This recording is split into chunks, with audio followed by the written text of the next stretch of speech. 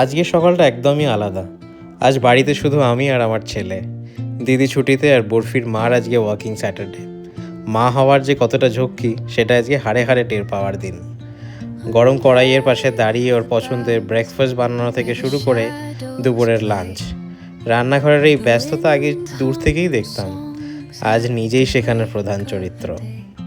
ওকে স্নান করানো, আলতো করে চুলগুলো আঁচড়ে দেওয়া, প্রতিটি কাজ যেন একটা চ্যালেঞ্জ।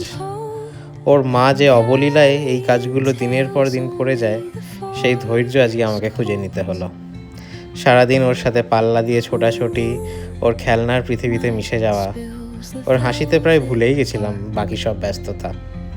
তারপর ওকে ঘুম পাড়ানো, ওর মুখটার দিকে তাকিয়ে ভাবছিলাম যে বাচ্চা মানুষ করা নির্দিষ্ট কোনো একজনের কাজ নয়, কিন্তু মায়ের অভাব যে অন্য কিছু দিয়ে মেটানো সম্ভব নয়, সেটাও আজকে প্রতি মুহূর্তে বুঝেছি।